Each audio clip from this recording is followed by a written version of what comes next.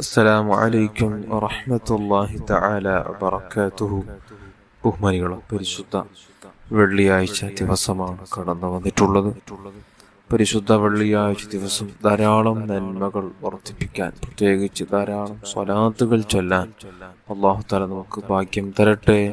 ആമീൻ യാ റബ്ബൽ ആലമീൻ. ബഹുമാനികളെ, ക്ലാസ്സിൽ പരിചയപ്പെടുത്തുന്ന ഒരു മുഖ്യമായ വിഷയം ഒരു ദിക്ർ, അല്ലാഹുവിൻ്റെ പരിശുദ്ധമായ നാമങ്ങൾക്ക് വളരെ മഹത്വമുള്ള ഒരു വിഷയമാണ്. നമ്മുടെ ഏത് വിഷയത്തിനും പരിഹാരം അല്ലാഹുവിൻ്റെ പരിശുദ്ധ നാമമാണ്. അല്ലാഹുവിൻ്റെ പരിശുദ്ധ നാമം ചൊല്ലി പ്രാർത്ഥിക്കുകയാണെങ്കിൽ ആ പ്രാർത്ഥനയ്ക്ക് ഉത്തരം ലഭിക്കുമെന്നാണ് മുത്തുനബി സല്ലല്ലാഹു അലൈഹി വസല്ലം തങ്ങൾ അവിടെ നിന്ന് പഠിപ്പിച്ചിട്ടുള്ളത്. ആ പരിശുദ്ധ നാമങ്ങളിൽപ്പെട്ട ഒരു മഹത്വമുള്ള ഏറ്റവും പവർഫുള്ളായ ഒരു നാമമാണ് മലിക് എന്ന നാമം. അള്ളാഹുവിന്റെ മലിക്, യാ മലിക്കു യാ അല്ലാഹ് എന്ന ദിക്ർ ദിവസേന പതിവാക്കുന്നവന് ഒരുപാട് അത്ഭുത ഗുണങ്ങൾ ലഭിക്കും. കൂട്ടത്തിൽപ്പെട്ട രണ്ട് പ്രധാനപ്പെട്ട ഗുണങ്ങളാണ് ഈ ക്ലാസ് നിങ്ങൾക്ക് ഞാൻ സൂചിപ്പിക്കാൻ ആഗ്രഹിക്കുന്നത്.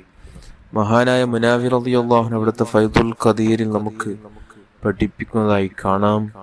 ഒരാൾ അള്ളാഹുവിന്റെ പരിശുദ്ധ നാമമാകുന്ന യാ മലിക്കു എന്ന അള്ളാഹുവിന്റെ പരിശുദ്ധ നാമത്തെ ഉച്ച സമയത്ത് 100 തവണ പതിവാക്കി വന്നാൽ അള്ളാഹുവിന്റെ 100 കൊണ്ട് അവന്റെ ഹൃദയത്തെ അള്ളാഹു പ്രകാശിപ്പിക്കും.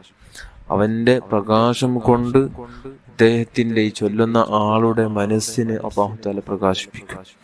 അതേപോലെ തന്നെ രാവിലെ സുബഹി നിസ്കാരത്തിന് ശേഷം, ഫജ്ർ നിസ്കാരത്തിന് ശേഷം ഈ ദിക്ർ 120 തവണ പതിവാക്കി വന്നാൽ അള്ളാഹുവിന്റെ ഔദാര്യം കൊണ്ട്, ഫള് കൊണ്ട് അദ്ദേഹത്തിന് അള്ളാഹു തആല സഹായിക്കും.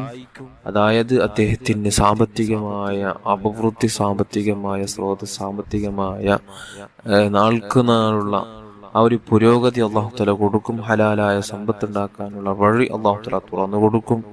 ജോലിയില്ലാത്തതാണെങ്കിൽ നല്ല ജോലി കൊടുത്ത് ആ ജോലി വഴി അദ്ദേഹത്തിന് സമ്പത്ത്, ധാരാളം ഹലാലായ സമ്പത്ത് ഒരുമിച്ച് കൂട്ടാൻ അതുകൊണ്ട് സാധിക്കുമെന്ന് മഹാന്മാർ നമുക്ക് പഠിപ്പിച്ചു തരാം.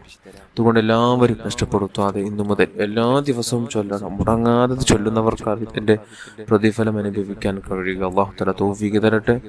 ആമീൻ യാ റബ്ബൽ ആലമീൻ.